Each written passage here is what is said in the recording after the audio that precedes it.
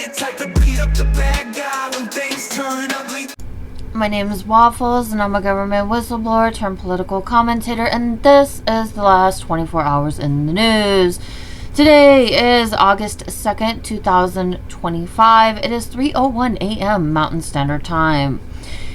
Here are the past 24 hours in the news for the United States. Tariff litigation, market, and legal fallout today. Hedge fund founder Stanley Besant told Reuters on September 2nd that he expects the Supreme Court to uphold most Trump-era reciprocal tariffs if the administration appeals. Meanwhile, markets are treating the August 29th/30th appellate ruling that most tariffs are unlawful as not immediately disruptive because the court kept them in place through mid-October while appeals proceed. This is the freshest on-the-record legal market guidance after the ruling. Congress and the White House deadlines stack up this month. A September 2nd Wall Street Journal brief flags near-term legal and policy crunch points, including potential litigation over federal deployments and shutdown and funding fights. Shaping executive power moves this month. Situational awareness item. This is not an action item by itself.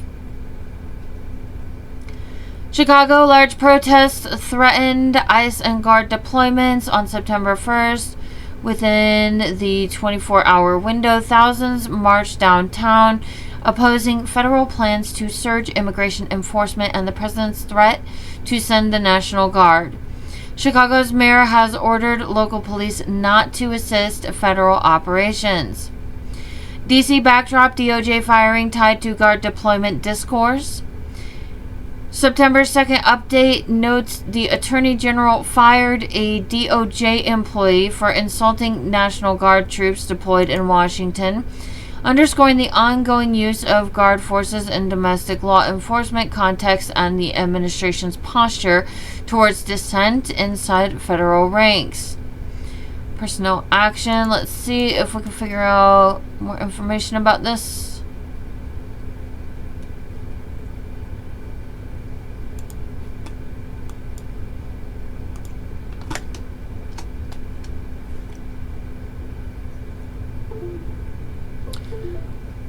So I'm looking at Reuters. Bondi fires Justice Department employee for gesturing at National Guard.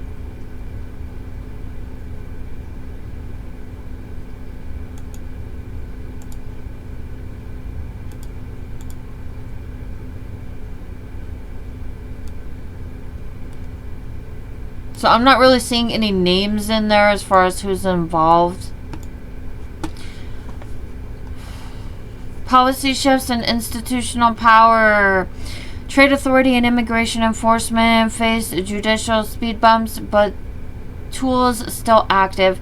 Fresh reporting confirms the tariff regime remains in force for now, pending appeal timelines, while separate immigration policies continue to draw legal resistance and local non-cooperation. Net high policy volatility. Near-term risk is confusion and uneven enforcement until the courts clarify. Consumer and infrastructure. Verizon cellular outage impact and status. A widespread September 1st outage. Many phones showed SOS. This hit major metros. Service was largely restored on Monday night, but customers reported lingering issues on Tuesday morning in some pockets.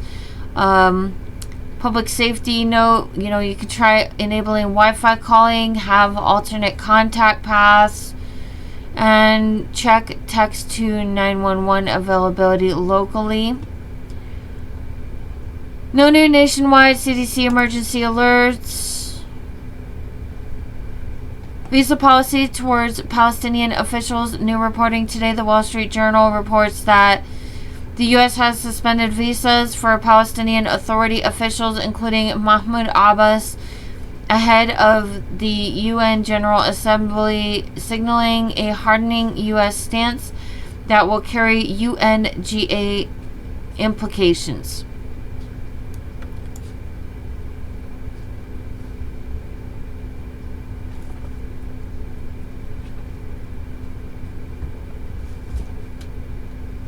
Day after day effects of the tariffs, September 2nd. Sources indicate the administration is likely to appeal to the Supreme Court. Markets and strategists are assuming status quo tariffs until at least mid-October because of the appellate stay. This is the primary legal thread with the new reporting today. Federal deployments and local resistance, Chicago developments,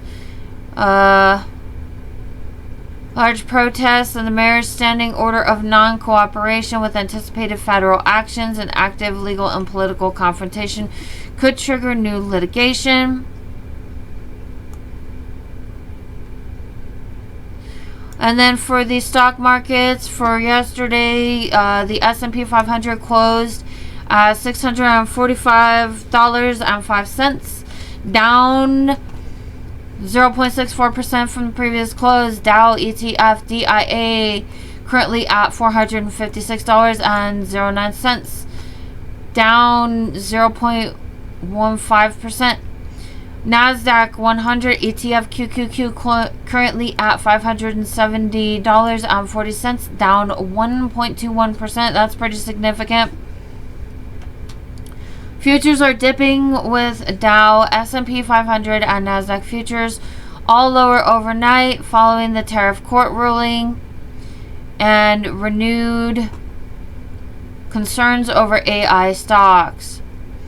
Here are the U.S. trade and economic highlights for the past 24 hours. An appeals court has declared most Trump-era reciprocal tariffs unlawful, but left them in place until October 14th to allow for an appeal to the Supreme Court. The ruling injects uncertainty in the trade space, with major institutions like Goldman Sachs and Barclays warning of potential revenue disruptions. They account for up to 70% of project tariff revenue. Nevertheless, the U.S. economy is currently growing at a healthy pace, around 3.5% in quarter three. I have no idea what normal looks like, and this is all based on what is coming out of the public pool and reporting. So I don't trust financial numbers right now, because my life is a freaking nightmare, and it's because of the crap that Trump is doing. So I'm just not a fan of I don't know, what did it look like last year? So there's that. Oh, there was something I was going to say.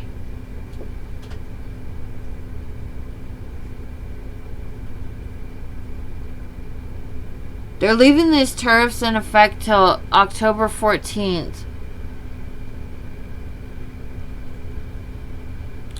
That's not going to help the economy at all. Like, I expect that's only going to make things get worse. So we're still going to be dealing with inflation. And if they're waiting for him to appeal, if they're trying to make a window for him to make an appeal, I personally, as an American citizen whose life has been disrupted, don't appreciate that. And other than that, I mean, if we're going to do this, if we're just going to stall out decisions and fail to act accordingly, you know, I think that he's probably going to appeal. And so this is just going to turn drawn out. So I would say, in that case, you know, we're not even going to have any solid answers on what's going on with these tariffs until October 14th. And then we can just expect it to drag out, because the piece of crops are going to just continue to, you know, file in the courts and try to bully the American people, bully our judges, bully our legal system. The tariffs need to go away. They're destabilizing. There is no good enough reason to have introduced them. Please explain to the people the actual reason why you are really introducing these tariffs. They are attacks upon the people, and they are harmful to the people. So why is it being done? We're not getting an honest answer about that. And I personally feel it's a direct and deliberate attempt to do harm to the United States in order to assist Russia. That's just what I think. I think that BRICS is trying to destroy the United States economically, and I think that Trump has an agreement and is assisting them with doing that, and I think that's why the tariffs are here. Other than that, I think that he's also stealing a lot of money through the tariffs from the American people to do whatever he wants with that money, including building up the military. And, if he's assisting Putin and there's Nazis running around, the whole world ought to have a reason to be concerned. So that's what I think about this bullshit with the tariffs. Judicial pushback reinforces limits on executive trade power. A complementary analysis notes that the court's decision further curtails the executive branch's unilateral tariff authority. Under IEEPA, analysts see the ruling as a significant reminder of the judiciary's role in balancing economic and institutional power, even amid ongoing administrative strategies to preserve trade protections via alternate legal routines. Americans turn sharply against tariffs. Public sentiment is shifting fast. A CNN data analysis finds that around 60% of Americans now oppose tariffs, up sharply from an even split earlier. 20% more believe tariffs are raising prices, and nearly half expect inflation to persist. This political backdrop compounds legal uncertainty. U.S. firms in China plan to remain despite tariff strains. Despite trade pressures, the U.S. and Canada Business Council reports that 73% of American companies in China intend to stay and even expand operations. Around one-third halted its expansion plans, while 40% are adjusting supply chains. Though few plan to shift production back to the U.S. I apologize. I don't know why I'm yawning so much. It's 3 o'clock in the morning.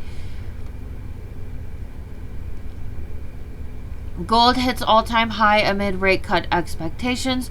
Markets are pricing in a nearly 90% chance of a Fed rate cut in September. That sentiment lifted gold prices to a record $3,508.50. The dollar hovered near 5-week lows, signaling investor anticipation of looser U.S. monetary policy. And remember, kids, the stock market is not the economy. Just because the S&P 500 or Dow Jones may be performing does not mean that wages are growing, jobs are secure, inflation is under control, or that people are thriving. And here is our weather forecast for the next few days as far as any potential hazardous weather. My formatting's all screwed up today, and I'm having issues with all kinds of stuff.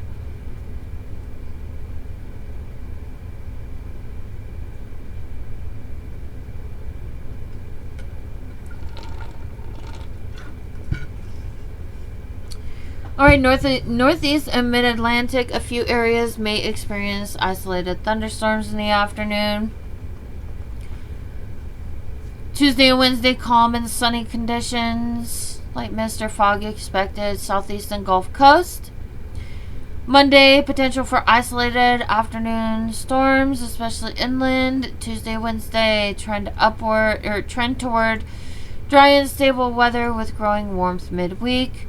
Midwest and Ohio Valley, scattered afternoon thunderstorms possible. Brief downpours and lightning may occur. Tuesday, dry and pleasant. Wednesday, warming trend continues. Some morning fog possible before sun returns. Great Plains, isolated storms in eastern portions. Tuesday, no significant weather threats. Wednesday, continued warming. Any morning fog is expected to dissipate quickly. Southwest and desert regions, mainly dry and sunny days with rising temperatures. No critical heat alerts yet, but hydration and sun protection remain advisable. Rocky Mountains and Intermountain West, generally stable conditions. No advisories expected. Watch for typical afternoon mountain convection south of Denver. Nothing widespread or hazardous expected. Pacific Northwest and Northern California. Mild, dry, and sunny weather continues. No hazardous conditions expected. Southern California, no officially listed heat advisories, but local reporting notes a Labor Day heat spike with inland Bay Area temps reaching 100 degrees. Plus, today conditions should begin to ease into the rest of the week. Central and Southern Plains, no new NOAA issued hazards, but scattered severe storms flagged for weekend ahead. Today and Wednesday remain mostly quiet. And for the international news highlights for today, for the past 24 hours, India-U.S. trade talks underway. India's Trade Minister Piyush Goyal confirmed that negotiations for a bilateral trade agreement with the U.S. are actively underway. This comes shortly after Washington doubled tariffs on Indian goods importing Russian oil, highlighting a rapidly evolving trade landscape. Catastrophic landslide in western Sudan. A devastating landslide in a village in Sudan's Mara Mountains reportedly left over 1,000 people dead, with only one known survivor. The disaster destroyed nearly the entire community, prompting deep humanitarian concern. Xi Jinping hosts Putin and Kim in Beijing. President I can't speak today. Chinese President Xi Jinping convened a rare summit in Beijing alongside Russian President Vladimir Putin and North Korean leader Kim Jong-un. These are all people that Trump has, I don't know. Anyways, reinforcing deepening ties outside the Western sphere.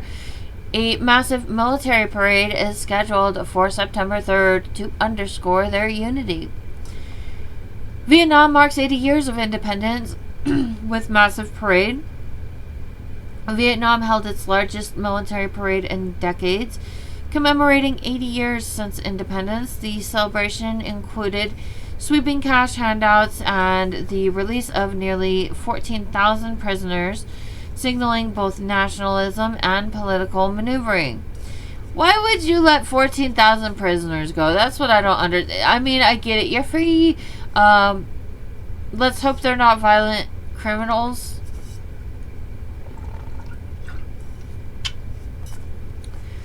Afghanistan, it's just, if I was living in Vietnam and they did that, Trump has been releasing criminals upon the American populace that are like dangerous people. So I don't know what the situation is over there. But that's where my mind goes when I read that. Is just like, is this an issue that is going to create public safety issues? It's a nice gesture releasing prisoners, so hopefully there were people who were being held for things like marijuana and petty offenses. Afghanistan earthquake leaves 800 plus dead, 2,800 injured. A powerful earthquake struck eastern Afghanistan, killing more than 800 people and injuring over 2,800. Rescue efforts remain hampered by treacherous terrain and poor weather. Afghanistan's Taliban government urgently appealed for international assistance. Trump advisor considered for IMF, International Monetary Fund, deputy position. The Trump administration is reportedly considering recommending the White House economic advisor Pierre Yared for the position of number 2 at the International Monetary Fund, IMF, highlighting U.S. ambitions to shape global financial leadership. Bad idea. That sounds like a bad idea. Alright, well, this has been the news for today. I am going to go. So the Olympics is great. And Johnny, for the others, the World Cup, Johnny is the head of it. We had our top people, Wasserman. They all came in on the Olympics, and then I saw Johnny. And we got the World Cup, too. And, you know, it's only because they rigged the election that I'll be your president representing you there. You know, I got both of them. I got the Olympics, and I got the World Cup. And I said, you know, it's too bad. One was in 2026, and the other was in 2028. And I said, I won't be there. I won't be your president. But then they rigged the election, and now we won, so I'm going to be your president for the Olympics and for the World Cup. So, Johnny, thank you for the World Cup, and everybody, thank you for the Olympics. We're going to have a great time. Hey guys, don't forget to like, share, subscribe, and comment to my videos. And also, don't forget to check out my shop where you could get this awesome Real Patriots Punch Nazis t-shirt. America, fuck yeah! And if you go to the link tree in my bio on most platforms, it's got links to everything, all of my stuff. You can find my shop there. I'm on eBay. You can also get this cool Exterminate MAGA sticker, because MAGA's fucking cockroaches. And fuck MAGA. Abolish MAGA. Fuck you, MAGA.